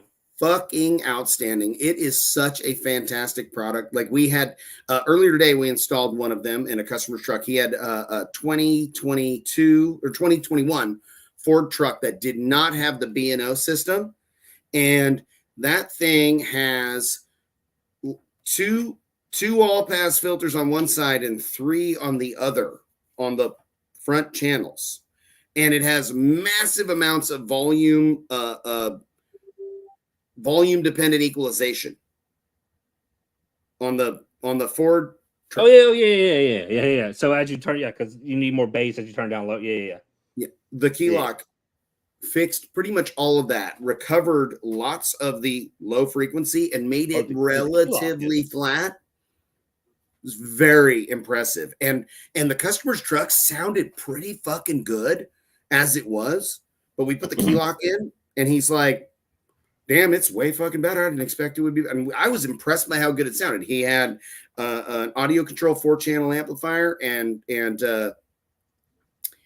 I think they were Focal K2s, lots of sound deadening in the vehicle. He had a custom box. When you build these systems for people, are you putting key locks in basically every car that wants to keep their stock head unit, or is like, well, unless somebody makes a really good integration module. Yeah, and there's a couple of them that does not have an integration module, then we use key locks, and we have fantastic results with them. Are they powered or are they just? Yeah, they're powered. They're powered. Yeah, it's a full. It's a DSP effectively. It automatically analyzes the incoming signal, flattens the EQ, corrects up to 2 all-pass filters per channel. Like it does a lot, and it does it very good. When Colt and I were talking to the engineer that developed the key lock when we were at Kicker, I was telling him, I was like, man, it sucks about the Tacomas is that they have 3 all-pass filters on one side. And he's like, well, 2 of them are close enough together that the key lock will get them both. Nice. It'll just do a wide Q. And it'll get them both. Yeah. So, I mean, it's really, he's like, it'll get them. Is that the only product like that on the market? As far as I'm aware, it is literally the only thing that does anything like that. Now, you can, if you have a really powerful DSP, you could do a little bit of this with the JL, and then like maybe the Moscone and the Helix, you could do a little bit more with. But you have to be a fucking ninja to find that shit, sort that out, and play with it until it's just right. Where the key lock will do it almost fucking perfectly. And it will fix the volume dependent equalization for you. Nice. Well, shit. I'm over here scrolling through Steve's his official fan page, looking for I guess the Escalade amp rack, because he has the fuse blocks mounted above the amps, and that might be what we have to do in the wagon. If Bobby, the key lock, what does this have, a set of RCAs out? Yeah, there's one set of RCAs out. So some vehicles will put 2. We've never put more than 2. The Chevy trucks, we put 2 of them. The Ford trucks, we just use 1. Could you just put we put 2 in my we put 2 of them in my aunt's Lexus 200 something. Yeah. Why did you use 2? Just for more output or for more? Because it needed more, because we have to sum the signal, and so it'll fix some of it, but not all of it. If because in many vehicles the output out of the amplifier is it's got crossovers, and so like all right, so these 2 front channels are full range from 120 hertz and up, and this sub channel over here goes up to 120 or 100, and so you put a key lock there, and then the signal into the DSP, we sum that in there. So. Gotcha. Okay, I found what we need for the wagon. What do you need? Give me 1 second. I'm saving the photo. So Steve made basically what I feel like would work perfectly. Actually, it needs more wires, but you'll get the idea. Let's see. Let me pull this photo up. Get out of here. Get rid of this photo. I mean, we made it for his Tahoe like 3 or 4 years ago.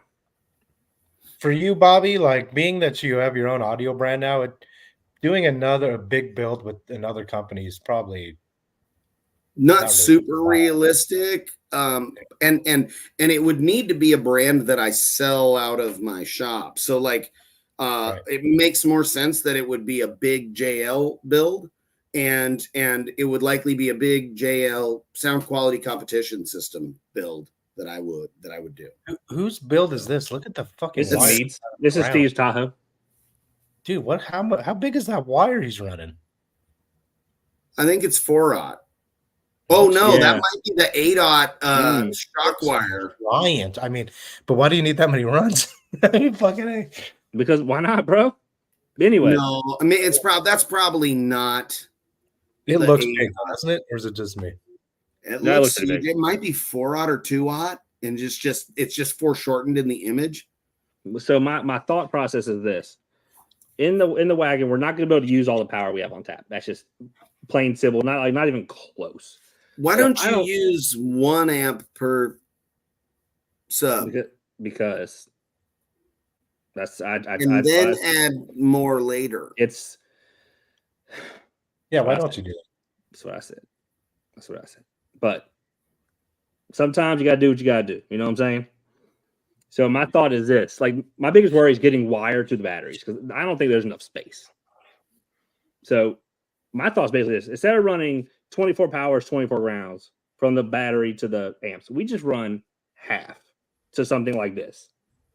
Yeah, or you could just run a few runs of 4/0. Yeah, but we'll just do like 12 runs of power, 12 runs around. That is half. Have you distribution system? You've seen the fancy things that Jim Brookman and I came up with when we were at the showdown, and we talked about like a machine component that is made to accept a lug that will go into where the power inputs are. So you'll have you have your 2 powers, 2 grounds, and you have these components that will go into both of those and connect and have a big bus, and it accepts like a fucking 4/0 or a 2/0 lug. And then you only have 1 power, 1 ground per amplifier. Oh, you're saying so, but is that going to be enough juice for the amp though through that one run? Yeah. Well, no, it's not a single 1/0. You would use a single 2/0 or a 4/0, right? A 2/0 wire is good for more than double the occurrence. I didn't realize that's what you said. So you put them in a 1/0 input, and then you use a bigger. You use a bigger wire with a single lug. Now it's much less bulky. That's something that we're working on with one of the big projects that we're using a bunch of Gately amps in. That's going to have some super fancy shit. So Jim and I have been. That's a good idea. Working out a way to make that more efficient, so we have a 4/0 connection going into some 7100s. Yeah, and then you have fucking so much less wire, so many less runs, half runs. I mean, we're gonna have 0 gauge in hand for it. So, that? 0 gauge is what we're gonna have on hand for it. Yeah, and we're gonna have as much as you want, effectively. We need more. Where are your batteries, Drew? Underneath the box. Oh yeah, that's a good spot. And you have a common bus now, or you have everything running to it? Right now, all the grounds run to a distribution bar, basically, because there's a bunch of 4 gauges that run to a single. No, power and ground have distribution, but it's like 4 0 gauges. So you can't just top. You're not just going to tap off of those distributions you already have. No, because the batteries are changing anyway, so we figured we can just run more wire while we're in there. But I'll show you what we did. I have photos. Let's build a whole new box and put the battery inside of it and put 3 more 12s. Stop it. Yeah, do 9 12s. Stop it. Poo nanny. Be a man. No. Let's build it all over again. We'll put more acrylic in it, and we'll put the whole battery inside of it. We'll put some of the amps in it. All I can hear is pain. Bobby, I think after Slam, dude, I'm gonna have you make me a big ass port for one of the holes. So that's how power is distributed. 3 0 gauges come out to power 4 amps per 0 gauge. Okay, and so the grounds are along the back. For this is for now. All this has got to change. So, so I was thinking 12 power, 12 ground to a large distribution for the 24 power, 24 ground the amps need. So, and there's not a lot of space. That's the other kind of pain in the ass. There's not a lot of room. Let me see if I have a photo of like the amp. There you go. Wow, that is me. Oh God. I guess you and I, we have the same amount of runs. Now that I think about it, you just have 12 bass amps, but that's not including your mids and highs. Yeah, that's a lot of wire. That left side looks like there's all kinds of wire. Or is that? What am I looking at? So 6 amps one way, 6 the other way in here. So they flip. Okay. And then or is that on the ground to the left there? Is that the way your carpet looks, or is that a bunch of runs next to each other? No, below your cursor. Yeah. Is that a button? No, lower. That's the format. Okay, I was like, dude, you're like a lot of runs. Line up so well. Yeah, like, dude, you did a good job on that. I mean, so this is met like this looks like shit. We ended up cleaning. I cleaned this up a lot before it went to the show, but and then we also have more time for this. Like that's gonna be the biggest thing is I finished that Tuesday of Slam, maybe Wednesday. Finished it Tuesday, tested Wednesday, drove there Thursday. If you guys haven't started yet, I mean, there's really not a lot. We had to get the amps in and put batteries in this. Yeah, and dead roof. That's kind of what we gotta do. Like anything else is gonna be such a major rebuild that it's not realistic to do in a month or two. So we're just gonna beef up the roof, swap batteries, and put amps in. So here's a fun thing that I did the other day that I'm paying for today and probably still tomorrow and Friday. Monday afternoon, you know how I grindy shape the some of the custom truck boxes? Yeah. The baffle assembly in the Escalade is 9/18. I did the entire baffle with the grinder and shaped the whole fucking thing. Damn. And I went through 17 batteries and I destroyed 2 of the batteries. Oh Lord. So is that but now my fucking hamstrings are so and the muscles right in the back of my knees are so sore from being bent over because I like to climb on things. I like to like forward fold. I lock out my knees and I fold forward so that I don't have a sore back. Right. And so now. Why didn't you have the CNC carve most of that? Or did you? And then you finished it off? I didn't have the CNC carve any of it because it is physically larger than what fits on my CNC all put together. And all of the parts, when they got machined, it had to be machined the other way. And I didn't want to try to do a bunch of crazy 2-sided machining. And it would have taken me longer to design all of that than it would have taken me just to grind it. And I don't plan on like reproducing those, Is it somewhat stepped like you have in the Soulgasm? Kind of, but it's actually the stagger stack is actually flipped the opposite direction. So instead of all the subs being stagger stacked up and facing straight up, it's flipped around the other way and the whole thing is flat, but all of the motors are tilted forward at 7.7 degrees. So they're all going to be kind of pointed. The motors are a little bit pointed towards the front of the build, and it's 3 almost identical sealed chambers. 1, 2, 3, and then I'll be able to phase align. So you went with the flat baffle, but the holes have an angle to them versus an angled baffle. Yep. Interesting. I wonder how that's my ear hole. I mean, I obviously when a build of this size, it's very hard to tell if it helped or not because it's going to be help or not. anyways. Well, we also are making the change of the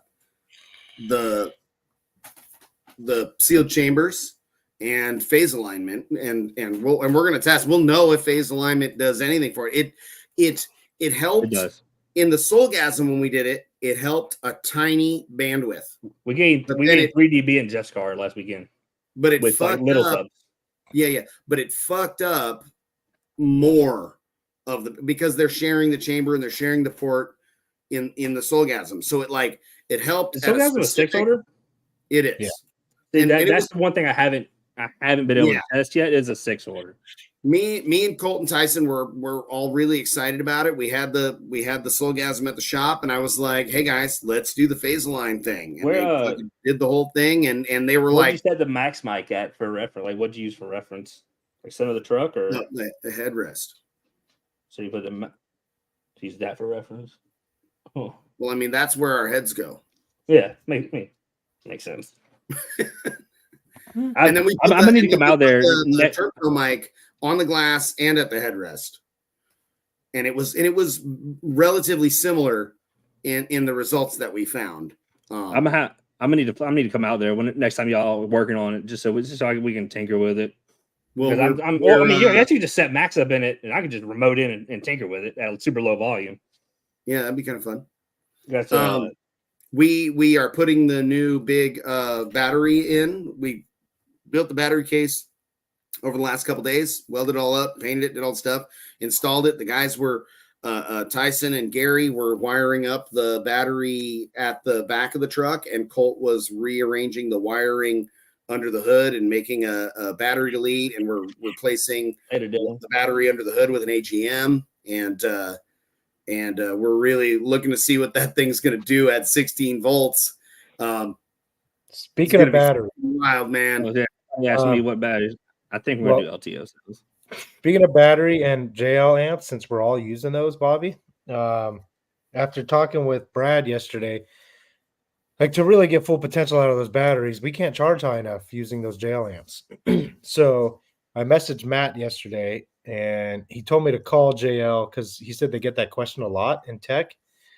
And there may be a way to do a little bit of tricking, but I'm just going to run a small little no-lie under the hood because it's not a daily. It doesn't. I don't care heat-wise. It'll be fine.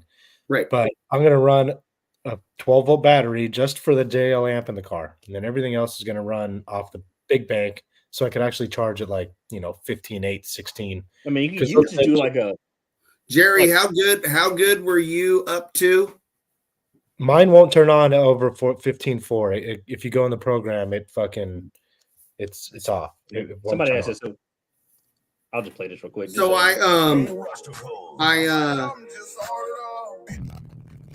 That's how loud it is. What? But it sounded like loud 900 dB. Yeah, it's because the car's getting destroyed. Okay, so in the Soulgasm, it has a 12-volt system and a 12-volt battery and alternator, and then it has 3 alts that'll be running at 16 volts. So, okay, so it does have run that Soulgasm up to like 16 until my amps turn off. So, but you said that the Soulgasm has the 12-volt side. Yep. Yeah, I would run the head unit and the JL off of the 12-volt side. That's smart. I need to do that. History. I was just looking at. So I think, and we did some gangster shit, and with a little bit of help from Jim and Steve Mead, me and Colt and my technician Gary made a fucking badass triple alt bracket for the 2015 Escalade, and it is fucking beautiful and so far working perfectly. And I will be sending once I finish up that, and I'll create like an installation video and some information and a couple parts that we fabricated. And I'll send all the information over to Jim. and it'll be a product that likely Jim will be able to produce. 80 volt to 40 volt, steps down to 12 volt, 25 amp. Jeez, I should order one of those shits right now. Send me a link to that. How do you? But where's the power and ground coming out of that thing to shove into the JL amp? Like these wires. Those little tiny ass wires you want to put in a JL amp. I mean, you could run to something else, like you can run to something else, but yeah, I mean, you're because you're only using it as a DSP. You're not working the amplifier. And so this is also the stock photo they use for like all of them. So you go to 3 amp, all right, 60 amp. Like this is like the same looking ass photo. So if I were to run that skinny bigger one, start looking like an amp. If I were to run that into the JL amp, it would work. Yeah, I don't see why not. Get one that's higher amperage. Yeah, no, and I'm sure they make higher amperage ones. This is just one. Excess Power made something for forever that did exactly this. That's cool. I see Excess Power. I think the monkey box is operating at 15.8 all day. It's all good. Does he have a JL amp in there? Yeah, and it is running as an amplifier in the monkey box. It's running his 3-inch and his tweeters. I wonder why. Actually, I saw here's on Steve's site. 25 amp continuous, 50 amp max. Get out of here. Get out of here. Takes whatever voltage in and gives you 12 volt out. It'll drop 13.6 volts. 3.6. There you go. Well, I don't know. Maybe I should just do that instead of adding another battery. I think you should do that, Steve. Exclusive. That way you're not all sitting there and all of a sudden you're like, what the fuck is going on? My shit's freaking out. And you're like, oh my God, my fucking underhood battery is at 9 volts and I fucked up. Well, how about do you think my car's not going to I should run my car. Your car isn't going to give a fuck all the way up to 18 volts. It's not going to care. Well, I don't want to take a chance of frying the brain in that thing because it's kind of buried behind lots of steel. I hear that. The Green Monster would be I would be scared, but I'd had the Green Monster at 16.3 a few times. It was like, I better crank this thing up. Well, if I'll figure it out. I'll do one or the other. Hold on a second. Let me see. Ames. Well, it is much cheaper if you're paying for the battery, but since I'm getting the battery shipped to me for free, it's definitely not cheaper. But it's more work to add a battery than it is to add. Oh wait, you might have the step down module and the battery. That probably would be the smartest thing, Steve. Really? Why? So that you have a little battery and you're making. Yeah, so you use the step down module to keep the battery charged. Yeah. Say what? You use the step down module to keep the 12 volt battery charged. I was just going to have it run off of the 12 volt alternator that's in there. Oh, you have one? Yes. Yeah. It was set up like that before. I had an 18 volt side for the base and a 12 volt side for everything else. Oh, well then, yeah. Do that then. Then fuck a step down module. If you have a 12 volt alternator, put a battery in. You're good. Okay. I misunderstood. Yeah. Yeah. I have separate charging that for the last, I don't know, not that long since Explorer's been playing again. It just hasn't ran. There just has been no 12 volt side. The alternator's in there spinning. It's just not connected to anything. I just messaged. No, you're good. Run the 12 volt side and you're good. Put the little battery in. Boom, bam, done. I just messaged Nick at JL about the voltage thing, so we'll get an answer at some point tomorrow. Yeah, I haven't. The problem with this is there's no room after adding the double alts, where the normal battery placement is kind of taken up by the alts. Just put a really small one. Just one. Yeah, that's what I was gonna just go with a Retro 30. Retro 30. But I've talked to Chris. I guess they're discontinuing them, and the no lies are going in their place. But the no lie, he said, it'd be better if I didn't get that under the hood. So, if you're gonna replace a product with something, it should do the same thing. So I think a Retro 30 makes the most sense for that because it's good to go under the hood, and I've used a bunch of them in that application. Yeah, and I think I'll do that. I'll just have him get me one of those 30s out, and I'll just run that. Yeah. All right, gentlemen, I'm hungry, and I'm gonna go attack my wife. Oh yeah, I'm hungry. You'll have that. I'm not gonna attack my wife. And Shit, I'm about to attack Bobby. You know what I mean? All right, I'll attack you back, and I'm good at it. So, I heard. You'll lose. Hopefully. But even the loser wins. You know what I'm saying? All right, boys. Kids. I'm gonna go message Jim Brookman, tell him I need some one-off custom billet kicker amp racks, and I'm gonna tell him that he's doing it for free. I'm gonna see how this goes. Good luck with that shit. I think he's gonna pre-send me a flip-off middle finger before I get to message him. Brett, I have put probably 36 retro batteries under the hoods of vehicles with zero failure of any kind at all. And also, those are cars that are actually doing more daily driving than mine. Being under the hood in my car is not really a whole lot different. Yeah, because you're gonna be parked, but your hood's gonna be open. Yeah. And the car doesn't ever go anywhere. It just goes to a car and plays music for an hour. Steve, how big of a house are you getting at Slam? Jerry needs a place to stay, like the house that I have with Byron. If he's willing to crash on a couch, we have space.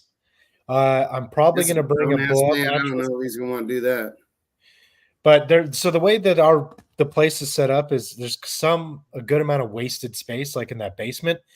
There's a stupid sitting area that never gets used. So I'm going to bring like a nice big queen size blow up, and I'm going to throw it down there where all that shit is. So we'll have at least room for 1 or 2 more people that need a place to crash. All right. Well, hit me up. We're charging my other buddy Frank $150 for the weekend for 3 nights to crash. Damn, shit. That's $50 a night. Yeah, if you wanted a room, it was more, but those are gone. So now we just have couch areas left. Brett, those batteries are made to deal with that heat. Non-issue. And that guy with the thermo camera is a fucking loser. That guy was Is he talking about Brad? Yeah. Fuck that guy. All right, Jerry, hit me up. Listening to Brad about car audio is like talking to me about jiu-jitsu. I mean, I might be talking, but I'm not saying anything. Speaking of jiu-jitsu, before we sign off, I know Bobby did. Bobby's like, he was in Vegas. How fucking good was that goddamn card, dude? That was the best fucking fight card that there's ever been. Bro, and the Holloway fight was the best fight in all MMA history. And my throat is barely recovered from screaming my fucking head off that whole fucking day. He wasn't screaming at all. It was a fantastic fucking experience. We had a really good fucking time. So, like, real quick, the story on that is I picked a block of area where our tickets would be. And of all the tickets in that area it was like kind of random. We didn't know where the fuck we would end up. We got the best fucking 4 you could possibly have of it because we were all the way at the back, right next to the aisle. And there was like a big curtain area like this. And we could just stand behind our seats and we could go in that little curtain area and like smoke. Yeah. Like, so you had nobody behind you to bother. And we were fucking standing there going fucking, and we had such a great fucking time. It was a really, really fucking great fight card. Yeah. Fuck yeah. Yep. This might be the first year in a long time where I don't stay at Airbnb, but we're going to see. We're going to see. Yeah, I mean, if I didn't have the whole crew, I definitely would have taken them up on the offer. And because the host hotel is cool, it's fun to be at. It's just I hope it. I might have missed it. They said it. That's where they had rooms. And I won't stay there. I'll go get an Airbnb. Well, the host hotel isn't the one it used to be. It's not the shitty waterfront. It's I don't want to stay at a hotel with that many people. With that many people like already being rowdy. Oh, I see what you're saying. Yeah. Like I said, if I didn't have a crew of people coming to work the booth, then we would definitely take them up. But staying at a hotel with 3 or 4 rooms for a fucking weekend, it's like astronomically expensive. And it sucks. And then you're stuck with like 200 assholes. I really like being able to like go over and party with everybody at the shitting on them house. You know what I mean? And there's a dozen or 15 people That's pretty cool. Well, that's what I'm sure we'll do the same thing because that house is set up really well for that. So every night after Slam, we're gonna have some sort of little kickback. Get some food, some drinks, and just chill. The RV park they get wild, but a lot of people camp out there. I don't understand that. Especially with the weather. I'm soft. I just must be too soft because it's hot. I ain't or it's like hot, or it's raining. All right. Yeah. All right, kids. Cool. I love you guys. Go fix your fucking engine noise. No. All that shit. Be nice to people. Be fucking nice to people. Do all that shit. All that stuff. Fine. All right, guys. Later. See you next week. Later.